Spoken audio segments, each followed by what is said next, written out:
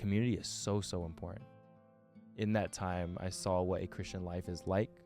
I saw what sacrificial love is like. Like, some of my buddies would be like, oh, if you don't have like money for this, like I got you, you know? So I saw and experienced sacrificial love. And then when I look back at the gospel with that experience of community, I'm like, wow, Jesus, you laid your life down for somebody that turns their back on you every single day. Why would you do that, you know? And once that hit me, it's like, okay, yeah, I have to live a life to glorify you. You laid your life down for me. I have to lay my life down for you. Welcome back to another episode of High Value Discussions. In this episode, we sit down with a man who is using the sport of basketball to create community, to glorify God, and to impact lives. As the founder of the Hoop Ministry and a trainer at the Grow Community Collective, he has built more than just players. He's built a community rooted in support, discipline, and faith. In this discussion, we dive into anointing, leadership, and how to serve God through the gifts he's given you. Ladies and gentlemen, I give you Lam Pham.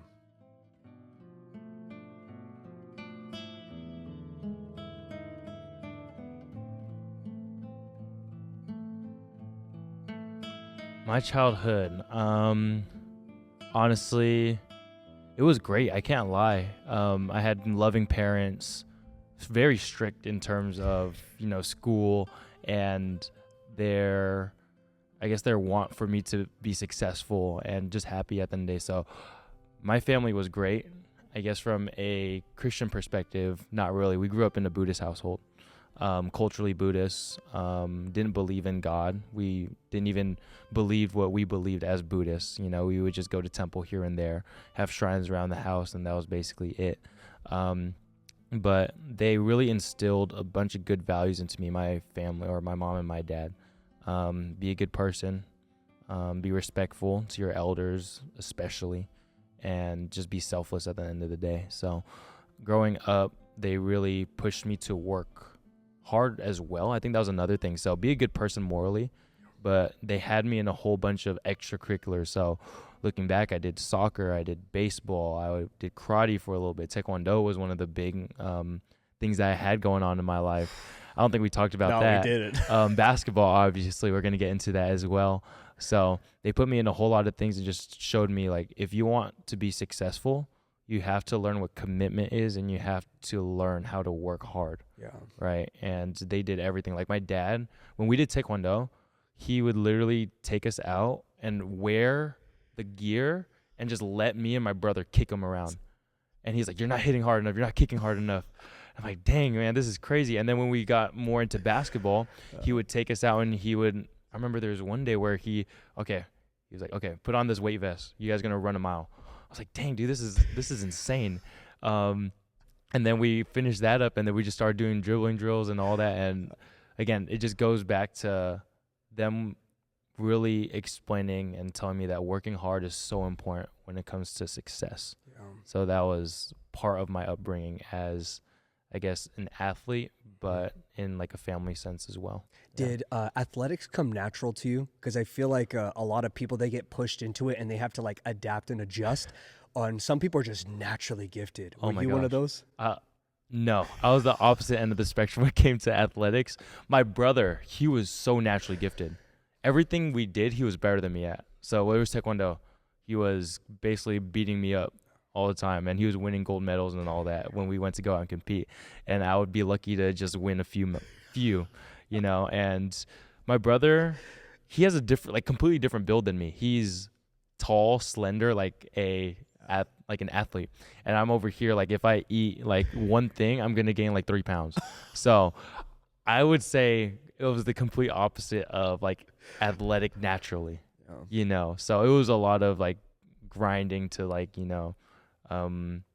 become better as an athlete. I think you and I resemble to that because I was not a natural athlete. I pretty much had to be obsessed in order to be able to get to like a point to where like, I'm comfortable here. Like I can do this with my body. I trust my body to do this. Yep.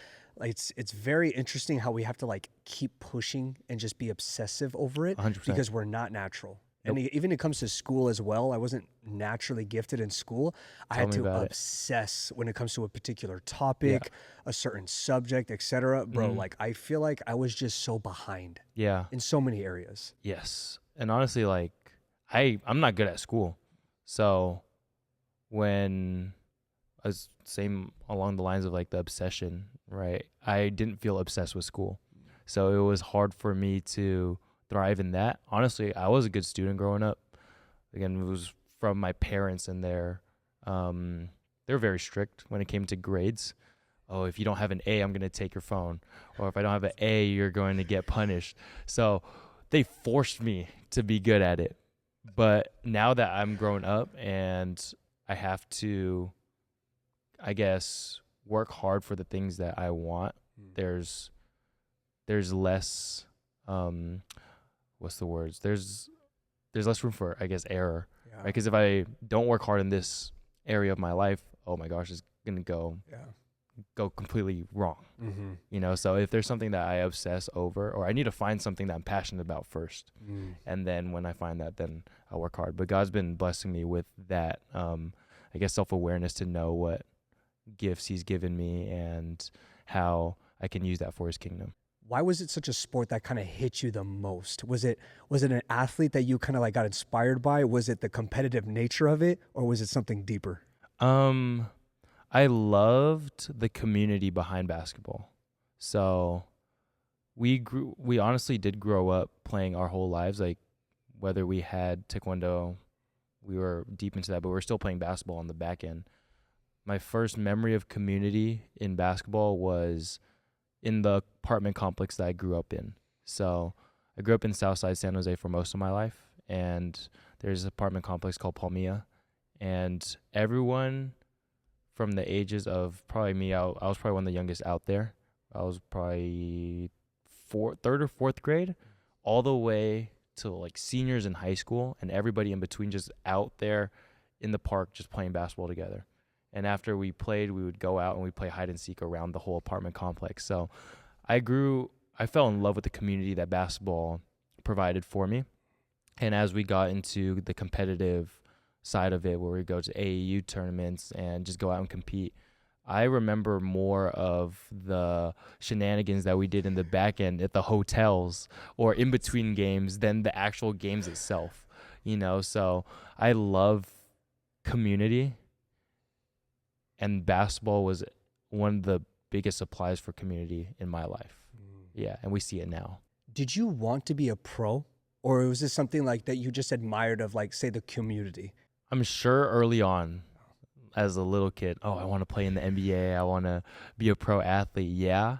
I think as I've grown up, though, it was more about community. But there was a time in my basketball career where I was just obsessed with getting better. It was COVID. It was a transition between my sophomore and junior year. And I was just obsessed with it. I would watch. If I wasn't in school, I would be watching. If I wasn't watching, I was playing. If I wasn't playing, I was training. So I was obsessed with it, but I had zero purpose behind why I was pursuing it so hard. Looking back, it was probably a people-pleasing thing. Oh, I want to be good at basketball so people can see me. I want to be good at basketball to show the people around me that I'm just not worthless, you know? So I think that's something that I learned pretty recently and why I was so obsessed with it back then. And I remember there's this one time where I was training for like 2 or 3 hours outside. Again, it was COVID, so we had nothing better to do. And my brother was inside playing 2K. And again, he's a natural athlete. So he comes out. He said, "You want to run the ones?" Okay, yeah, let's do it. And he whoops me bad. And I run into my house like crying. I'm going to give up. There's no way this guy just got out of his seat, zero warm-up, just whooped my butt when I'm out here putting hours and hours and hours into this. So I'm like, oh, shoot. What am I doing this for? And it took years to figure out why I was so obsessed with something like that. But I feel like when you harness a craft and you're in it for so long, it does come natural now. Before it didn't. But it's kind of funny how back then we do a lot of activities for people pleasing. Yeah. Like we pursue things that are not meant for us, but we do it for the wrong reasons. Yeah. Even today, I care about the person you are. I don't Yeah. care about the car you drive. Yeah. You know what I'm saying? Mhm. I don't care if you have the new iPhone. Yeah. You know, I don't care about how big the house is or so on and so forth. Like, I care about the person that you are, your character. Yeah. That's what matters to me. And I feel like as we grow up, that's what we start to like realize Mhm. we don't care about the items. No. We care about the people and how we make each other feel, how we take care of each other, like how we listen Yes. to one another, how we're Mhm. it's a brotherhood, it's family. Yep. That's the priority. For That's sure. not the people pleasing. I feel like everybody grows out of that Mhm. eventually. Something I've learned as I was growing to know God a little bit more. We're created we're relational beings. God is triune, right? He was in the Father, Son, Holy Spirit relationship before we were even here. And we're created to have that. And I think through basketball, that was a way that I thought I was trying to find that intimacy and that love. And it just wasn't the void. It wasn't filling that void that I had. You know, everything I was doing before, looking back, it was to find true and genuine love, but I was actually seeking the approval of people.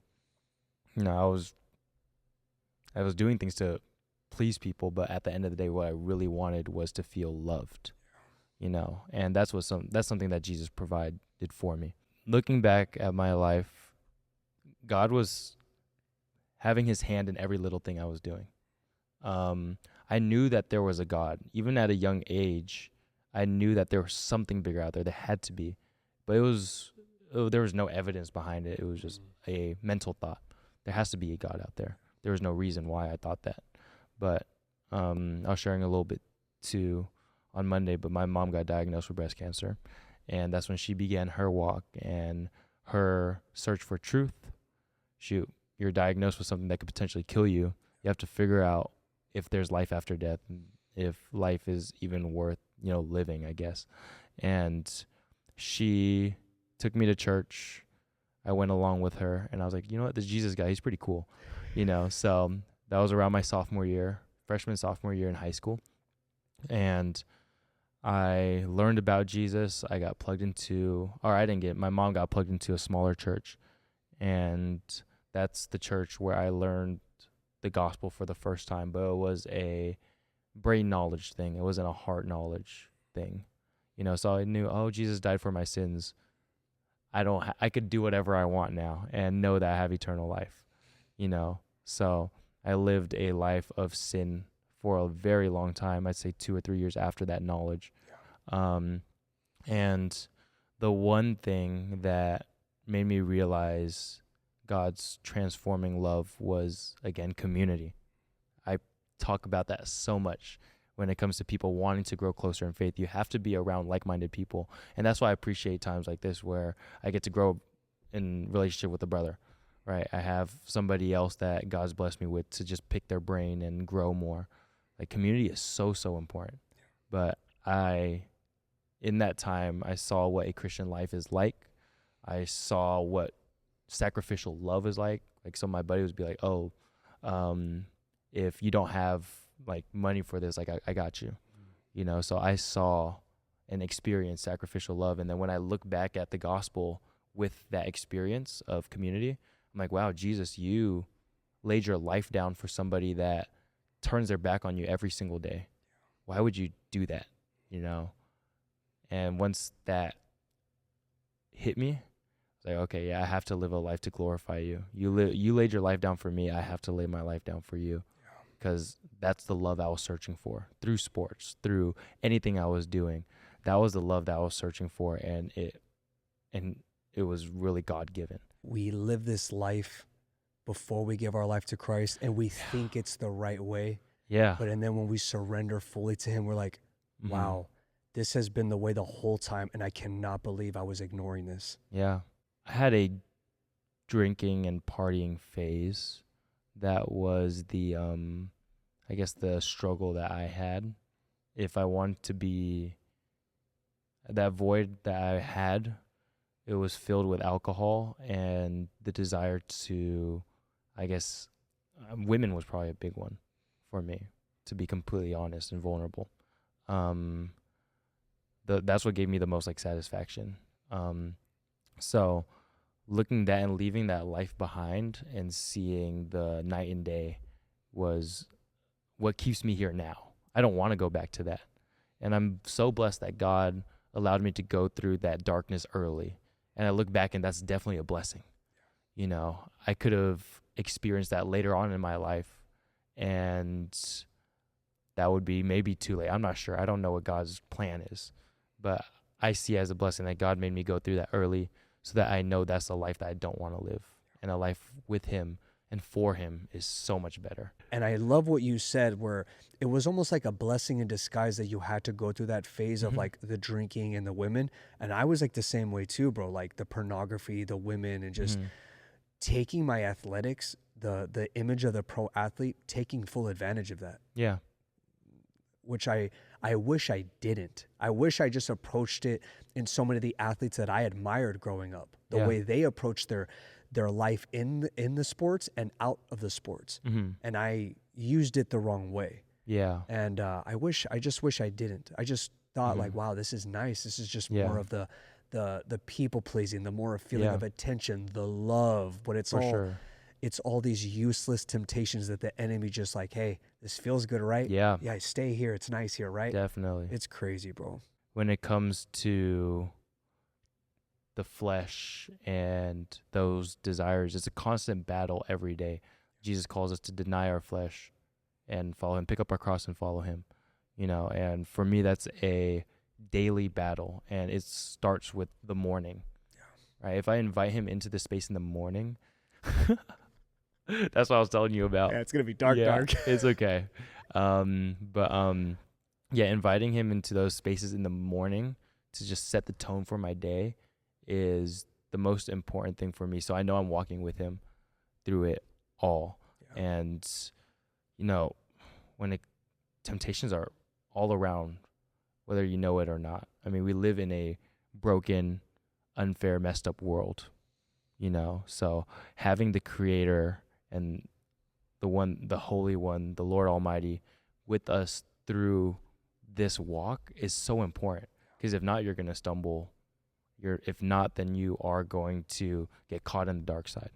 So it's very important to start your mornings off with the Lord. But even throughout the day, everything that I do, my conversations, my interactions, whatever I'm doing when it comes to business, the people, like everything I'm doing, the podcast, the editing, the work, the attention, 100%. Wherever my attention is, like I go to him first. He's 100%. The center of everything. Yes. I ask him for guidance. I ask him for wisdom. I ask him for strength. I'm like, use me in these scenarios here, because I don't want to do it by myself. If I do it by myself, things will crumble. Yes, there might be earthly progress, but I want heavenly progress. Exactly. You know what I'm saying? So he's the ultimate decider. 100%. If I do it off me, then I'm making the fleshly decision, and I don't want to go that way, because I did that in the past and it cost me. Yeah. You know what I'm saying? So it's like, why are we trying to go backwards here? My goodness. I feel so I relate to that so much. In the beginning of the year, I was very stagnant in faith because I didn't have any purpose behind it. Oh, Jesus died for my sins. What do I do now? And he revealed to me to do everything for his glory. Colossians 3:17 is currently my favorite Bible verse. And it says, whatever you do, whether in word or deed, do it all in the name of the Lord Jesus Christ, giving thanks to God the Father through him. So having a grateful heart and remembering that we live for his glory gave me so much peace and purpose. Okay, so that was at the beginning of the year. Recently, maybe 2-3 weeks ago, I still felt that stagnancy. I felt that anxiety start to creep in. I was wondering why. I was praying and asking God, why is this happening again? I'm doing things for your glory. And he revealed to me that I just was not inviting him into those spaces. Like, you're doing things for me, but you're not doing things with me. And I was like, wow, you're right. So having those prayers throughout the day, having those prayers and just invitations for him to come in, whether we're driving, whether we're doing our work, whether it's with family, every single thing we do should be for him and with him. And the anxiety came from, again, me taking over, like you were talking about, like it's now my flesh taking over. And I've seen time and time again in my past where I've let myself down. I made a decision off of what I wanted, and that led me down a path that I did not want to go down, you know? And when I know that he's there with me, I invite him into those spaces. Lord, you take the wheel. Lord, I want you here with me. I want everything to be led through you. That gives me so much peace because it's no longer on me, right? This is you. You're here with me. You are the Lord Almighty. You are the creator of the heavens and the earth. And you're here right next to me doing this work. And there's so much peace that comes with that. What are some of the biggest changes that you noticed in with your life ever since you gave your life to him? That's a good question. Peace, I would say. That longing to, that longing to know if I'm doing enough is not there anymore. Before, I had so much anxiety because I'm not sure if I'm doing enough. I'm not sure if this will get me into heaven or that will get me into heaven, or not even like the eternal perspective, but with people. Oh, I'm doing this for you, but is that enough? Oh, shoot, I'm doing this for you, but I slipped up maybe a little bit there. Should I have done that? I no longer have that anxiety. I just have peace knowing that everything is in his hands, right? And at the end of the day, my hope is in eternity, going back to it. So it doesn't matter what happens. I know my eternal life is set with him. And through the day-to-day stuff now, okay, it sounds simple, but it's difficult. If I do things for him and his glory and I invite him into those spaces, everything is going to be okay. So there's peace that comes with that I didn't have before. Again, easier said than done. Constantly denying our flesh, constantly giving up our desires for what he wants is a very difficult thing to do. We talked about before, but being Christian is not easy. It's honestly a harder life, but it's a better one, right? And I think those were the main things that I see. But honestly, at the end of the day, I didn't put my faith in God and faith in Jesus because of the things he could do for me, but it's because he deserves it, right? I said it many times already, but Lord Almighty, the Holy One, creator of the heavens and the earth and the universe, who am I, right? He deserves everything. He created me. He deserves everything I do. And I just feel lucky enough to be able to wake up and live that. Talk about this idea that you started, that you founded. You turned your passion for basketball, but your bigger passion for community. Yeah. And I love how you created this group of godly men. Mm-hmm. It's not just a group of like people getting together and playing ball. Yeah. And being in athletics, working out together. Mm-hmm. Bro, what you are doing is angering the enemy, which is a powerful thing to do. Amazing. So how does that feel, bro, to create a community of godly men, but also angering the enemy at the same time? I never heard that perspective before, honestly. When it comes to the things I do, I don't like taking credit for it, right? It was really a blessing from God. Having the self-awareness to do something like that is a blessing from God. Having the resources to do that is all a blessing from God. It's nothing that I do. I'm nothing without him. So the story of how the Hoop Ministry started, going back, I was in a kind of a basketball ministry. I won't say it was a ministry, but it was more like a basketball group that started from this church called Vive Church. And we would basically go play basketball in the mornings. Every Saturday morning we'd go play basketball together. And they'd start off with a word and prayer, and the rest of the day would be hoop. So I met a lot of the guys that come on Monday nights through that. And that was a little seed planted in my brain that God was like, okay, like you could do this. You could do something like this. I didn't know that yet at the time. So I was part of that group for a little bit. And at the beginning of the year, I went to this conference called Passion. And that's where a fire for the Lord sparked. And I heard him tell me, use what you have for my kingdom. Okay, what do I have? I am a basketball trainer. I have a facility, or I don't have it, but I have access to a facility, and I can use basketball to grow God's kingdom. So I was like, okay, I was part of a little group already. I have these desires and these visions that God's placed in my brain. All right, let's just go out and execute now. And we started off with 20 guys coming in. There was a lot of growth that happened out of it. Like the structure that we had before is like no longer the structure that we have now. So much learning. I mean, that's what life is, right? We don't stop learning. So we did that. I think we started around like April or March. And now we've grown to like 50 people-ish. And it's really cool just to see, again, the community being built. I remind them every session that we have, we are not here just to hoop. Like if you're here just to hoop, this might not be the space for you. Right? We are here, one, to glorify God. One, and then to grow in community. That's basically it. Grow closer to God and have people around you that can help you with that journey. That's the main thing. And it's cool to see the different types of people that come in. We have some non-believers. We have people just figuring out faith. We have people that don't believe. We have people from other religions. And it's cool to see them just in a space where the Spirit is and where God's presence is. We invite him in every session that we do. And I mean, again, I'm just so blessed to be used in that way. Again, I can't take the credit for it. There are flowers there. There's fruit there, man. You got to appreciate you. that. Like for me from afar, it's like I see the fruit, and that's why I applaud you from afar and I admire that about you. Mm-hmm. And it's crazy, man, when people who create these communities, the best part of it all is you see the individuals start to enhance themselves. Amazing. They start to get higher. Their 100%. mindset starts to change. Their abilities start to change, bro.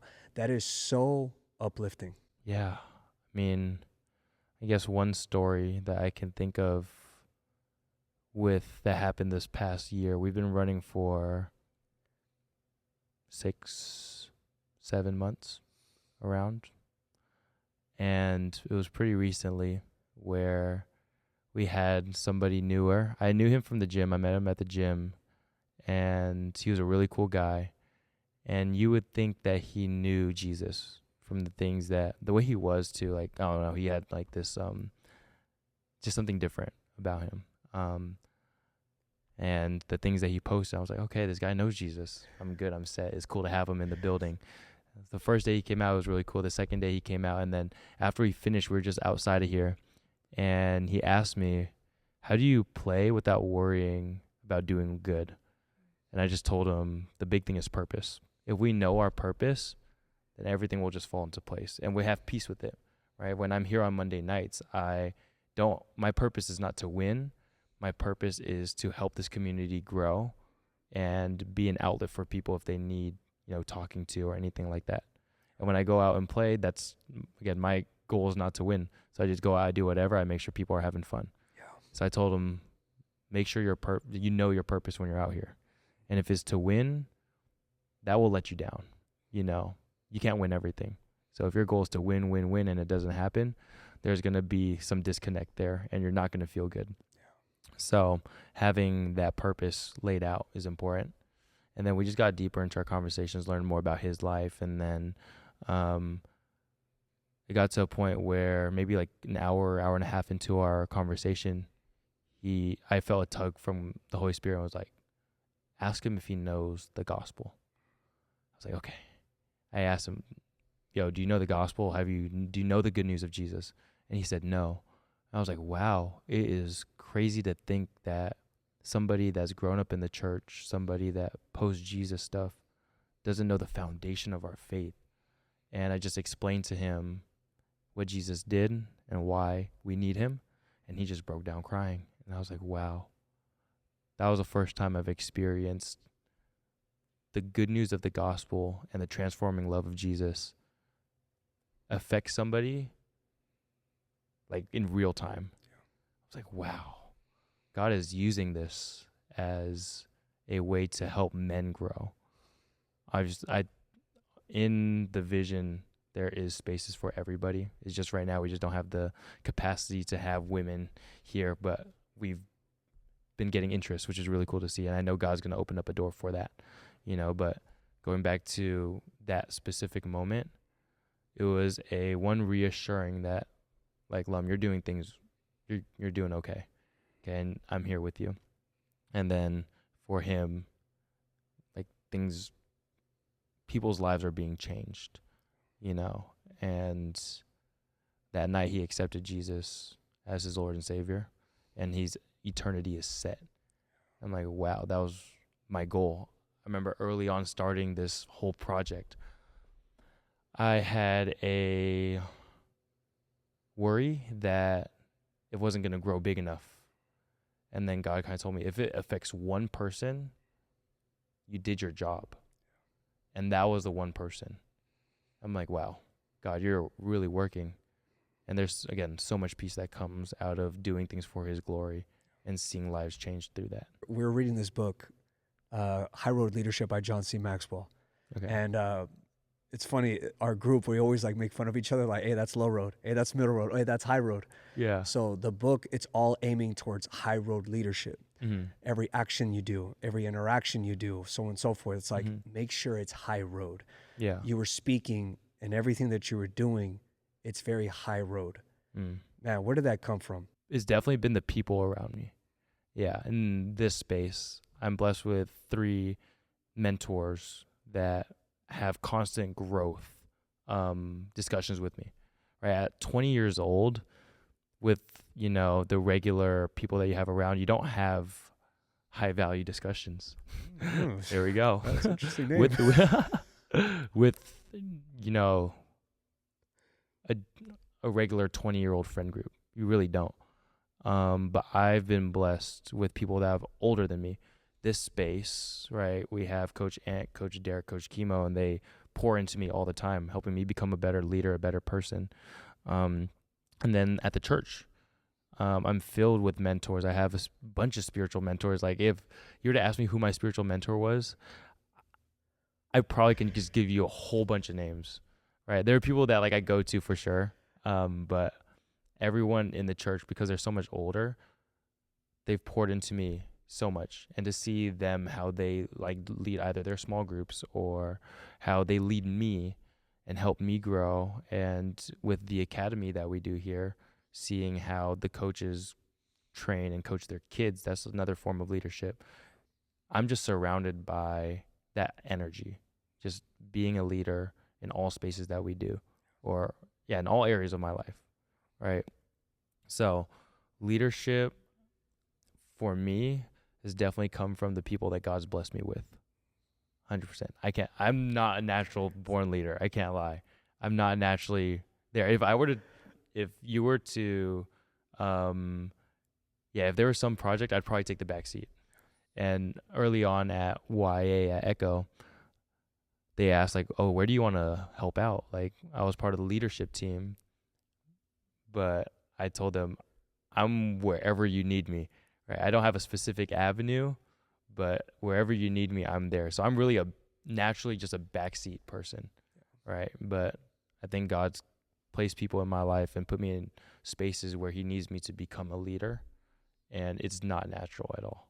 Yeah, it's definitely a learning process. And I guess seeing you and how you set up and the conversations that we had, I was like, man, God's blessed me with leaders. It's insane. Isn't it so peaceful how everywhere you go, there's community? Everywhere. Bro. Everywhere. Honestly, it gets overwhelming at times. Yeah, I'm like, what should I do with this community, this community, this community, this community? But it's so fulfilling to know that there's these people that are like-minded, but they also have your back in everything that we do. Whether I'm close to you or not, we're all here for each other. And that's what I appreciate about the Christian community for sure, right? I mean, I know that there are some faults in, the early church and even church now. There are people that I've talked to that have gone through church hurt, but when you actually sit down with people that are chasing after Jesus, they have your back. Yeah. Even if it's the first time you meet them, they have your back. And I've seen that time and time again with the communities that I've been a part of, so community is so huge. Were you ever in a state in your life where you were isolating yourself? Because I feel Yeah. like that could be one of the reasons why you crave community so much. And that is the reason why I crave community so Yeah. much, because I was isolating myself for years. And that's one of the enemy's greatest tactics, is to keep you alone. Yeah. And I found out the hard way. Yeah. And then now that I'm surrounded by such amazing, beautiful, powerful, godly people, it's overwhelming in the best of way. 100%. Yeah. Early on in my walk was when I isolated myself. I had a huge pride and ego towards my faith. It was me and Jesus taking over the world. That's it. Right? I don't want you telling me how to live my life. I don't want you telling me how I should follow Jesus. It's just me and him. And that's all that matters. And in that period, God was just showing me that you need community. I was probably in the wrong spaces. Like, my community was not godly, right? It happens. And I went down like the path of like drinking and partying and all that. And that's how I knew that one, community is important, but who you surround yourself with is more important, right? You can have community, but if they're not pouring into you the right way, then it's not going to be beneficial to your growth at all. And that's not even in a Christian standpoint. That's just in general. Your circle is so important. So my desire for community came from me just really having a pride towards my faith. And God was the one that broke those barriers. He put somebody in my life, my boy David. He put somebody in my life that showed me what it's like to be in a godly brotherhood. And from him just sparked everything else. And God knew I needed community. I just didn't know it. My arrogant self. And that's the complete opposite from the way God created us. We desire community, right? I think that goes back, like the whole hustle culture, and that goes back to us. I genuinely believe that people that are caught up in the hustle, and the hustle culture are people that are desiring intimacy and true love, right? We were talking about that before, and that's not the way to get it. The way, getting money, being successful, those things are not going to bring you the intimacy that you were created to have, and it pains me to see that people are putting so much time and effort towards something that will lead them to emptiness still. You're still going to feel empty. To destruction. Yeah, you're still going to feel empty after getting that success, right? I'm not saying money is a bad thing. Money is a great way for you to be happy and to bless those people around you. I've learned that money makes you more of who you are. If you're a generous person, you're going to be more generous when you have more money. If you're a selfish person, you're going to be more selfish when you have more money. And I don't know, the culture and the world that we live in, it's scary to see people go down that path. And I wish people just knew Jesus more. I think it's very important for men like us to be that example, to be that light in that room. Yeah. Like, I love entering into these buildings and you kind of see the dark side of business, and I like to be the light of business, but that's not attractive here in Silicon Valley.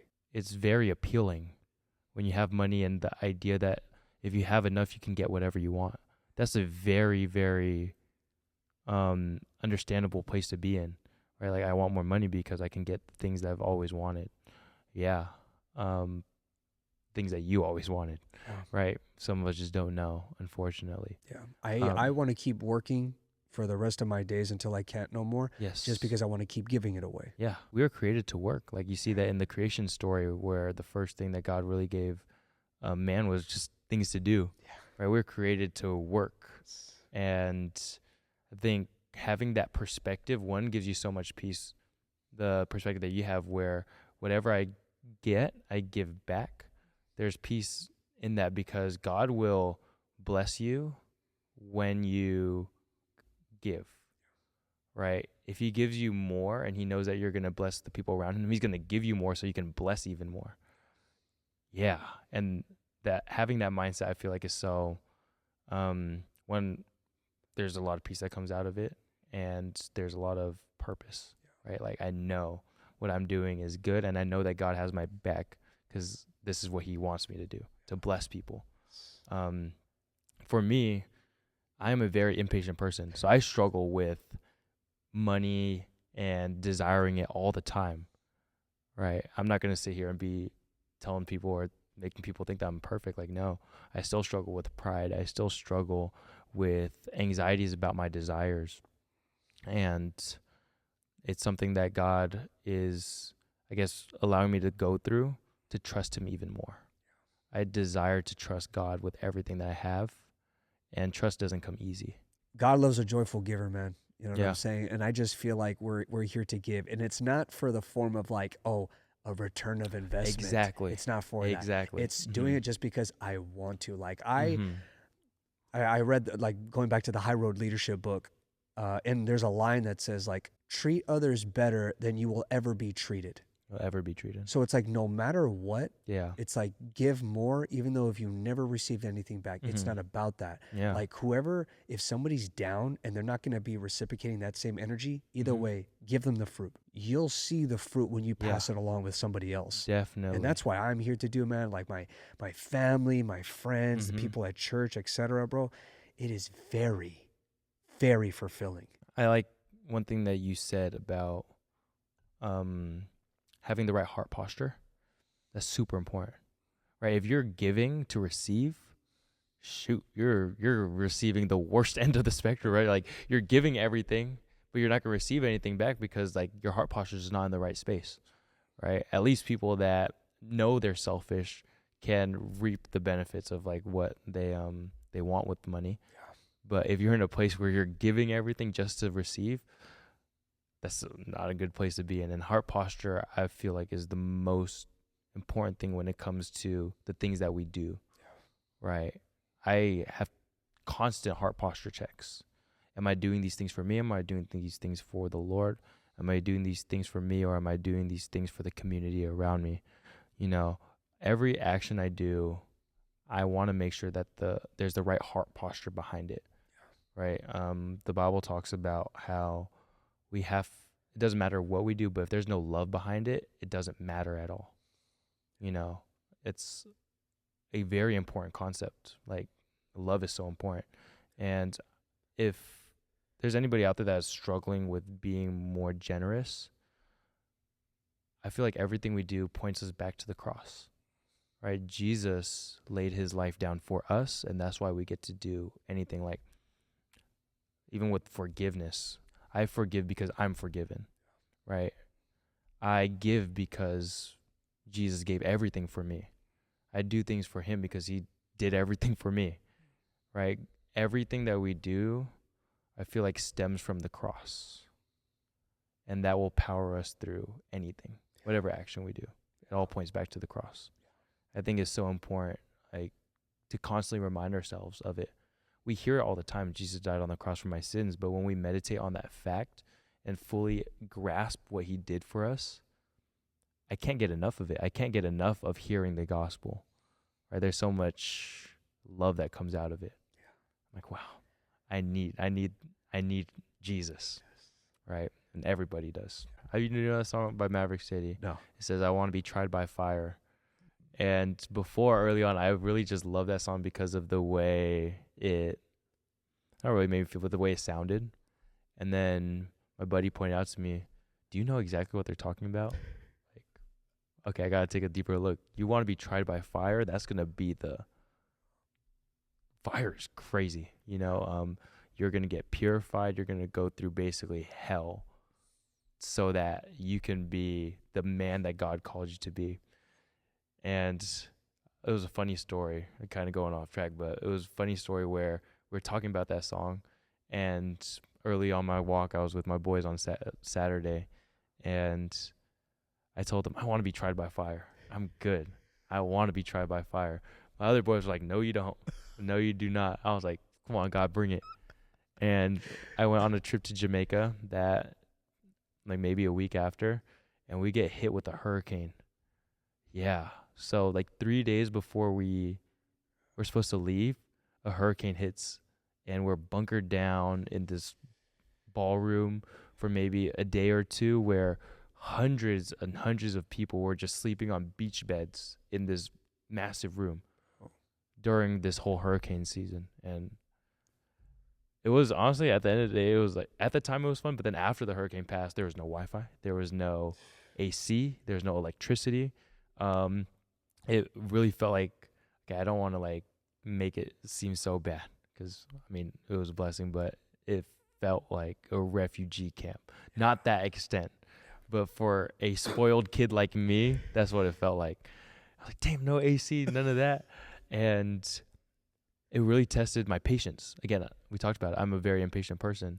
Me too, And by the way. there we go. Yep. Really bad. We're in it together. But in that season, I hate it. I was like, dude, I can't be on my phone right now. There's this girl I'm talking to. I can't talk to her. And She's like, where are you? yeah, where are you? I was like, I can't talk to her. I can't do any of this. And I was so frustrated. And then I came back, and then I was reminded, like God reminded me, you said you wanted to be tried by fire. You are impatient, and I gave you an opportunity to be patient. It's like, oh, and I still struggle with that. That was a year ago, and I still struggle with impatience. Yeah. So it's a constant battle. Have you ever been to a point of loss and you made an adjustment where there was progress? Because like, you know how you said that, what is it, trial by fire? Yeah.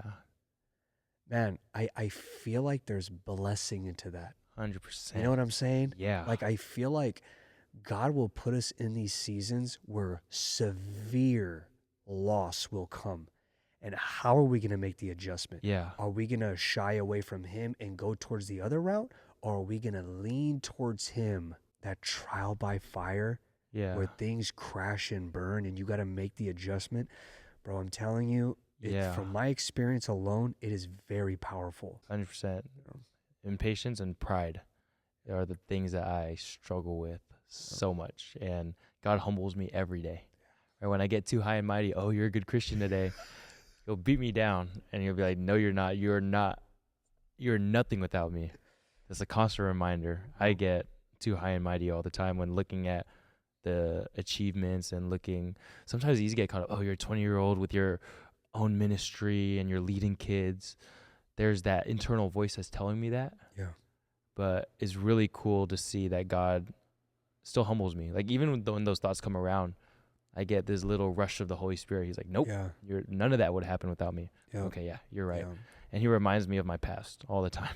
Mm-hmm. Oh, this is what you were. This is who you were before you knew me, before I reached out to you. Mm-hmm. I mean, he was constantly reaching out to me, but it was just taking his hand. Yeah. You know, I can't lie. I don't really have a loss like that. It wasn't really money. I had a great family growing up. The biggest loss I had was probably my first relationship that I was in. It was senior year, and I get first relationship at 17 years old. We were together for 3 years, around, maybe a little bit less than that. It was very on and off, honestly, a pretty toxic thing, and I can't lie, I contributed to the toxicity of it. But maybe 2 years into our relationship, I got baptized, and this was when God was calling me back home.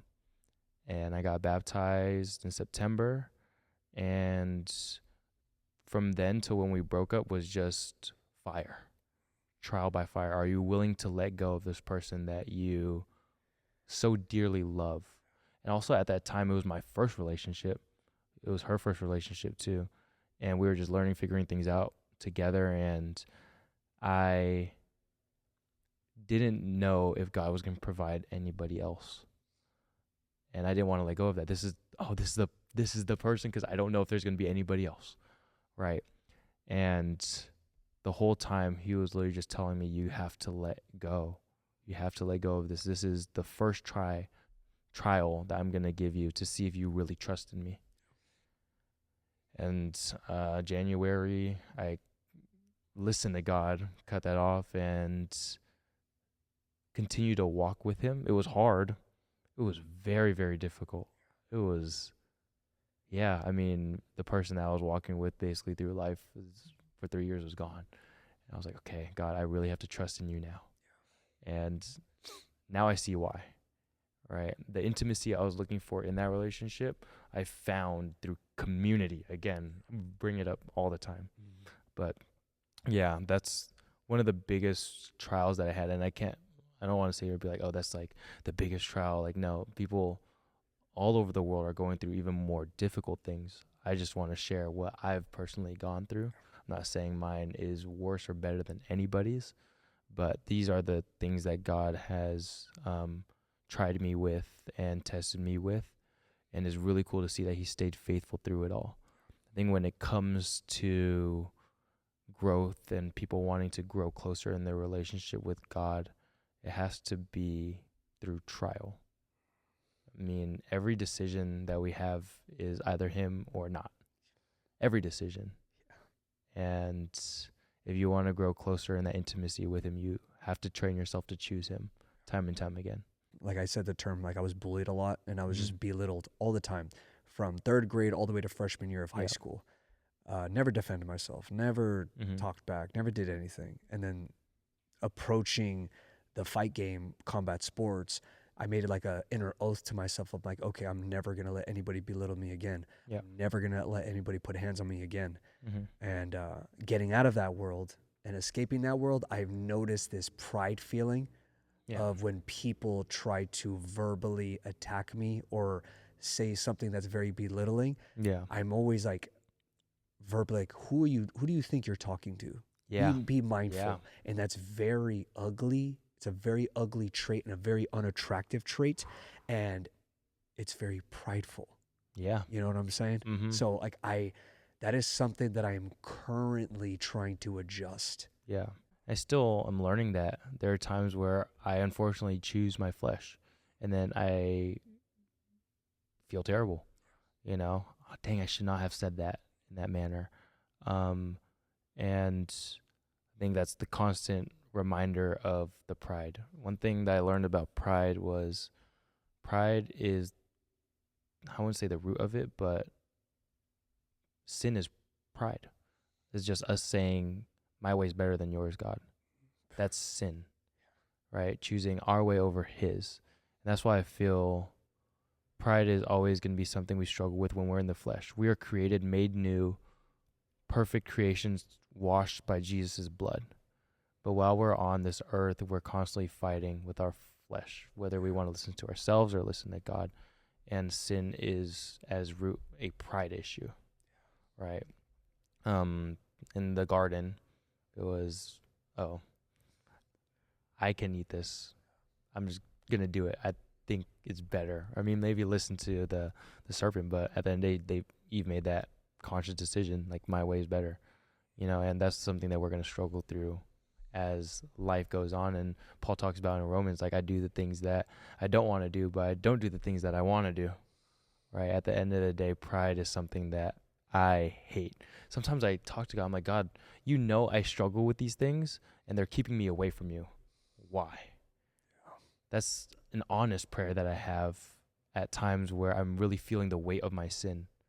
Like, I'm struggling with these things. Take it away. I want more of you, and I can't do it. But then I go back to the trials. I can't be the man God wants me to be without struggling through these, and I can't rely on God if I'm not struggling with these things.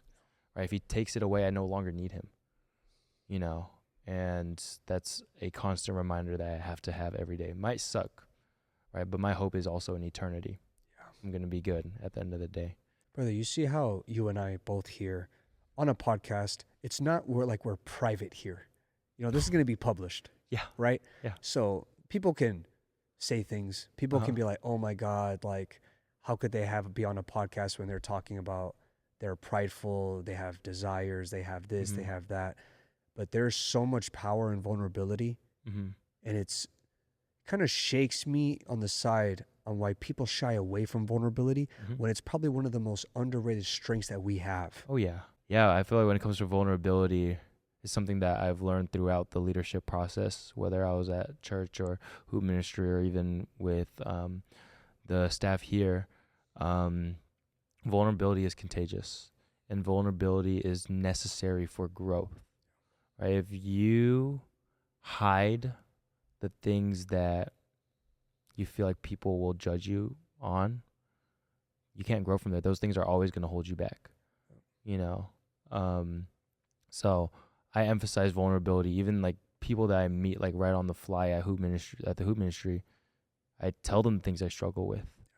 And when it comes to things being published too, I'm okay with it because I know that there's somebody out there struggling with the same exact thing. And being able to relate to somebody is, in my opinion, better than thinking that somebody is so perfect, right? I'm not trying to be here and be like, oh, I'm this most perfect person that you guys should follow. Like, no, I want my life to point directly to Jesus.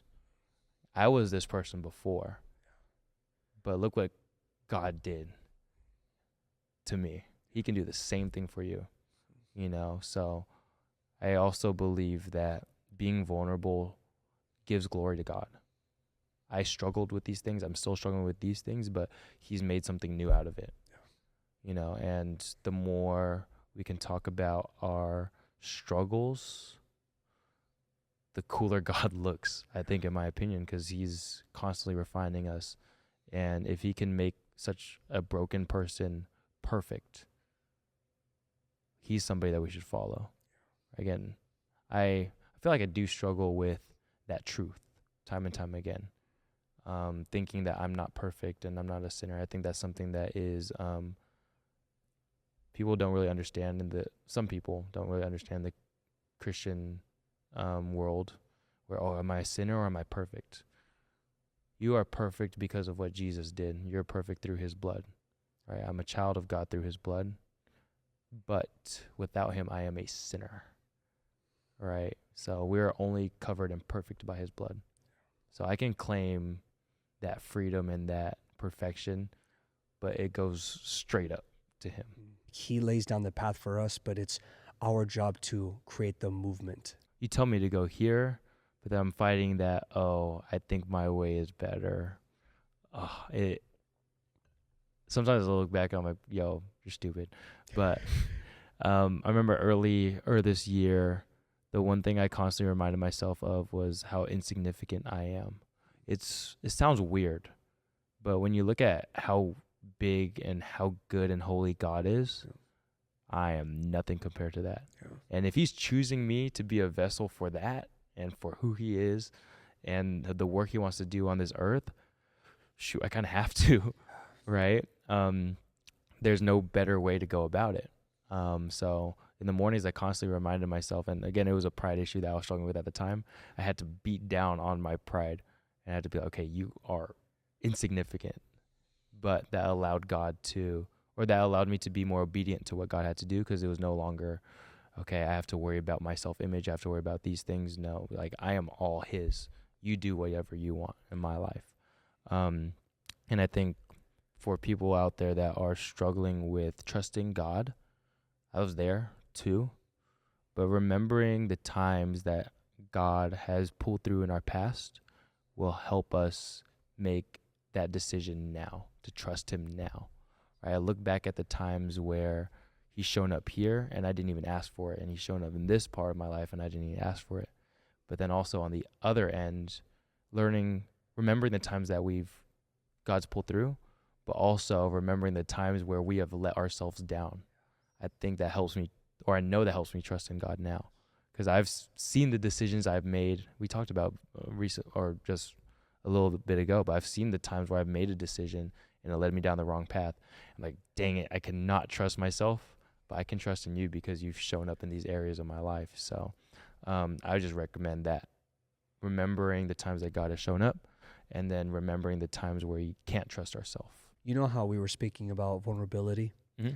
And I remember when we were having coffee the other day, and how you were saying that a buddy of yours, a brother of yours, you guys wanted to start a podcast. Yeah. And God was calling you to be able to have this platform. And I love what you were talking about during that coffee session. you were saying that I'm not trying to start a platform and create this perfection persona. No. I want the people who are listening to jump on the journey like, hey guys, this is authenticity here. This Mhm. is vulnerability here. It's like whatever you're struggling with, it's most likely like I am too. Yeah. If God is 100%. calling you to do that, man, pursue it, bro. Yeah, 'Cause definitely. it's just another form to bless other people. Yeah. It goes back to that heart posture of blessing people. You know? You know, in times of that, like where God plants a vision in our heads and there's fear behind it. Oh, I'm not sure if it's going to be successful, or I don't think I have the bandwidth for it. Those fears, I believe, come from one, just not trusting in God, and one, wanting things for ourselves. But if we're constantly having a heart posture of blessing and giving back the way Jesus did, those decisions would be easier. I'm not going to say it's very easy. It's going to be easier to make those decisions, to bless people, to take on new things, to help the world just be a better place when we know that my purpose here is to bless those. And when it came to the podcast that we're considering starting, I mean, we did like a few jumps already. I know it's been on David's heart for the longest time. It stemmed from us just having our Saturday Bible studies. For 2 years we've been doing it. We finished 3 books because we call it a Bible study, but we have honest conversations. This is what I'm struggling with, boys. I need your help. This is what I learned today, or this is what I learned this past week. I wanted to share with you guys. And there's so much growth in that, again, community. It's me and 3 of my other African brothers. We're just in a room together, and we're just talking about life and our different spiritual maturities and the different things that we're doing. Just there's so much growth in that. And that's just something that we did want to create for everybody. We had a point in those Saturdays where we're like, dude, we should be recording these. This is low-key some gems that we're spitting. With that idea of having a place where we can grow as co-hosts, but then the people listening can see our growth through it all and grow along with us, I think is so important. I feel like the media and what social media is, it's just trying to be perfect for people. And one, that's not beneficial for you, the creator, and that's not beneficial for the people that see you, because now they're idolizing you, and now they're having a bad self-image on themselves. Like, oh, shoot, this person is portraying themselves to be the most perfect person in the world, and I'm not there yet, and I'm so much older. And that's where I feel like people get stagnant. Oh, I'm never going to reach there anyway. What's the point of me even doing it? You know, so I feel like this area and this world just needs to be more vulnerable and be okay. At the end of the day, again, it is Jesus, right? We are deeply loved by him. And if everybody just understood that, there's no reason that you need to hide the things that you're struggling with and the things that you've done in your past. No, everybody is made equally in the image of God. And if the world just understood that, we'd have such a better, I guess, community in a sense. You're rewarded by your followers. You're rewarded by the Mhm. likes. You're rewarded by your subscriptions. But it's like, is this helping people? Yeah. Is this getting people more clarity? Are Yeah. they learning? Are they gaining value? Like, Mhm. that's the win. Yeah. The win is not getting another subscriber. No. The win is not getting another follower or like more likes. Yeah. That's not the real win. Mhm. These are all earthly things. Like, this is all nonsense. Yep. Social media is just a tool, but the tool is to be able to give value to other people. Yep. And I feel like if it's all for, again, the me, there's no real fruit there. And it's not going to last. It's going to get rotten. It might be shiny in the beginning, but it will get rotten through time. 100%. Yeah, I feel social media, everything's kind of connected. The heart posture behind why we do social media. Are you doing it to look good, or are you doing it to bless people? Because social media is a great way to bless people. Give people the opportunity to hear things that can help them grow and develop. Like, this is exactly what you do, right? But then there's also the other side of it where, you know, you're just doing it for yourself. And like you said, there's no real fruit that comes out of it, and you will feel empty at the end of the day. So it is always, no matter what we do, it's a heart posture check. And it's easy to get lost in the sauce. Like for me too. Shoot, I'm only at like, oh, this many followers. Is it reaching as many people as I hope? Or is it going to be big one day? Like, no. God constantly reminds me that if it helps one person, you did your job. Yeah. Right? And I can have peace knowing that. I got interviewed by a journalist recently, and she asked me, it was a very interesting question. She's like, what is your strategy for growth? And I'm like, that's not on me, that's on him. Yeah. You know, it's not on me, that's on him. And she didn't understand that. Because I mean, she wasn't Christian, so she didn't really get it. So I kind of had to like explain it to her. But she wanted a very Silicon Valley entrepreneurial answer, like a strategy, and I wasn't going to give that to her. I was like, that's not my aim here. And I was like, I get it, like you're coming from a very business perspective, but I was like, that's just not what I'm going to give you here, unfortunately. Like, I'm doing it the boring, the more natural way. I'm not paying Meta, I'm not paying Instagram, I'm not paying YouTube to get me more followers or likes or more recognition. It's not about that. It'll get rewarded by its fruit. Yes. I'm not going to worry about paying money to these softwares and these companies to be able to grow my channel. No, it's in his hands. It's very individualized. Like, what are you doing? Because you see these shows doing this, you see them doing this. It's like, awesome. They're doing great. Nothing but blessings, nothing but success. But I'm trying to do things his way. I don't want to do things from the flesh. And I know having a show sometimes could drift you away from that. Like, oh my God, I have this guest on. Oh my God, I'm in this room. Go back, get grounded. You know, remember your roots. Remember where you came from. You remember who you walk with. So those are the moments of like the pride, the feeling of like, oh my God, look what I did. It's not us. It's not us. And it's going back to like, God will humble you if you start to think like that. When I look at, oh shoot, I could be doing this better, I could be doing that better, and it causes a lot of anxiety. Right. But as somebody that's looking to grow, it's very much so a gift. Right. To be able to look at every action I do and be like, oh, okay, I should have done that, or that was good, or I should have done that better. I shouldn't have said that. God's blessed me with self-awareness. And there are times where conviction just hits so hard. And there are times where that bit me in the butt because the enemy would use that and just fill me with guilt. You know, oh, you knew you should have done better. You shouldn't have done that. Right? So it's a blessing. But then also if I let the enemy take hold, it becomes a curse. So I think when it comes to like God being real, I have a very, I guess, scientific based brain. I get that from my dad. My dad's an engineer, but we were talking about how I had a belief that there had to be something out there, but if I didn't know, then it was hard for me to put my trust in that.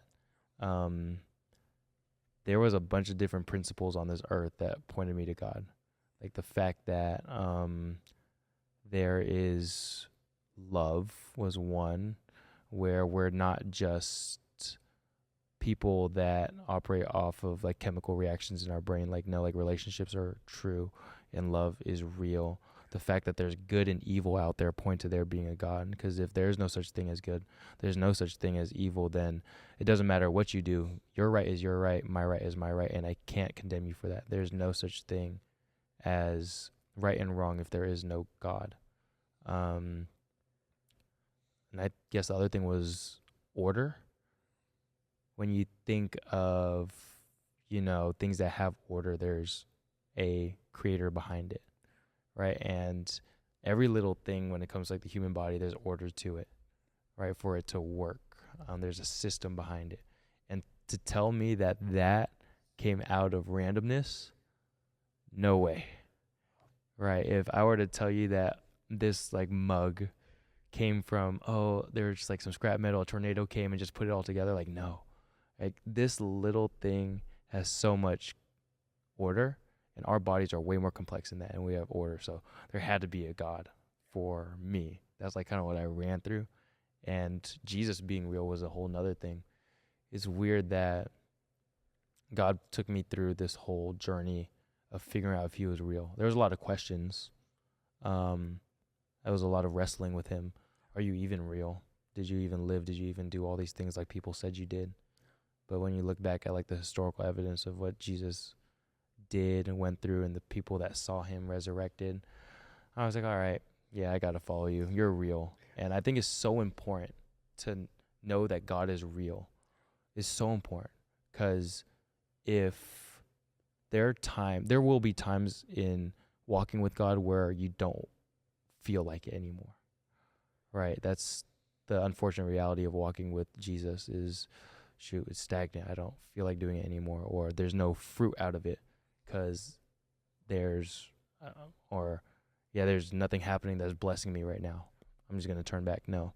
But I think God taking me through that journey of figuring out he was real really puts me, or in those situations where things are going bad, I'm like, you know what?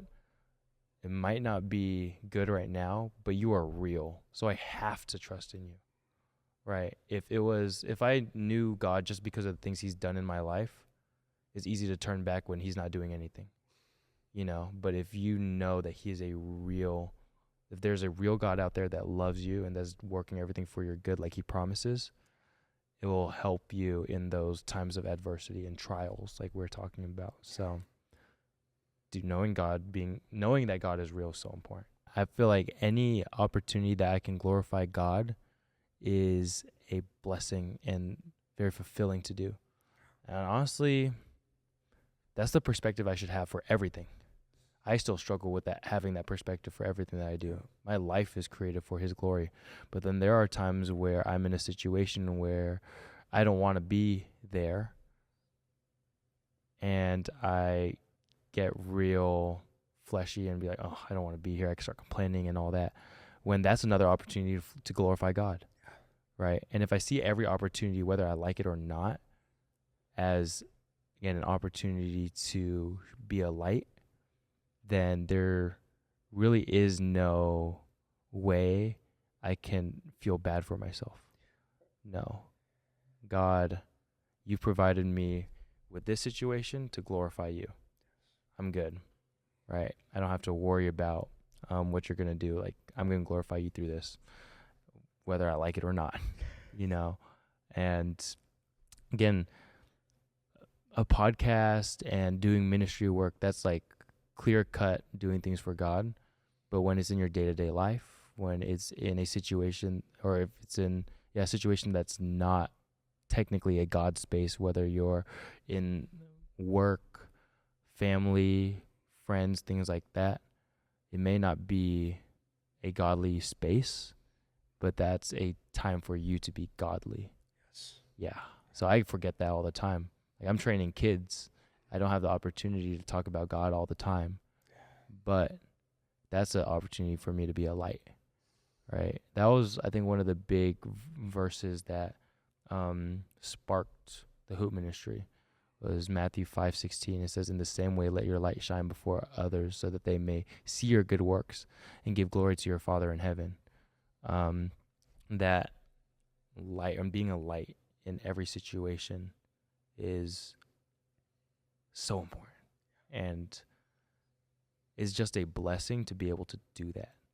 I don't deserve anything I have. I don't deserve to even glorify and talk about God, but he's given me the opportunity to do so. So I see everything as a blessing. I try to. Okay, I can't say I try to see everything as a blessing. I want to be very respectful of your time. Like I said, I told this to you off air. This is not one and done. You're going to be coming on here multiple times, okay? Oh, yeah. So just know, this is just part one, all right? Part one. Come on. Yeah. All right, my brother. So my very last question. In the generation, if you had to give a message to the next generation of believers, what would that message be? Wow. It's a great question. I think that was the theme of this whole thing. Be plugged in with community. Yeah. Whenever I talk about growing in faith, you can't do it alone. And I know that this world is so individualized, where if you can't provide for somebody, if you can't do things for yourself, then you're seen as worthless. Like, no. The reason we have people around us is so that we can grow. This brotherhood that we have, communities at church, communities like friendships and all that. If you want to grow closer with God, you have to be plugged in somewhere. And there's so much growth that can happen from it. I'm a living testimony of it. Yes. Doing things by myself didn't work out. God blessed me with a community, and now we're here, right? And that's really a big place where we can experience God's love, right? You can't experience God's love without relationship. We do have our relationship with Jesus, right? But then to act and be Christ-like, you need to have relationships, right? There are times where a homie is not going to be a homie. And in that time, can you be Christ-like? And that's an opportunity for growth, but that doesn't happen without community, So for the next generation of believers, yes, you believe in Jesus. Yes, he saved your life from the things you're doing before. If you want to continue to grow in your faith, get plugged in. Powerful, my brother. If people want to get a hold of you, where should they go? Instagram. I have 3 accounts. I have my personal one, lamm.fam. I have my coaching page, _coach, _Lam, LAM. And we have the Hoop Ministry page as well, at the Hoop Ministry on Instagram. If you guys want to get connected and find me and get part of our community when we do grow and branch out, those are places where you can do so. I truly appreciate this. Like you blessed me, you blessed the show, you blessed the audience. And bro, just keep doing what you're doing, man, because it's very fruitful. It's literally God's calling to you, my man. And I love that you are fulfilling that every single day. Keep walking that way, my man. Thank This you is so brotherhood. much. This is family. Let's keep Yeah, making that that's walk the together, main my thing. brother. Yeah, thank you so much for the opportunity. Again, this isn't the last time. We're going to continue to grow this brotherhood. And Absolutely. I'm excited to see what God does through it all. Thank you all for tuning in to today's episode. If you got a lot of value out of this, please do me a favor and support our channel by liking, commenting, and subscribing. Make sure to hit that follow button on Spotify to stay updated with our latest episodes. And if you are listening on Apple Podcast, I would greatly appreciate it if you would leave a 5-star rating, followed by with a review. Again, thank you all for the support. Stay loving, stay hungry, and stay excellent.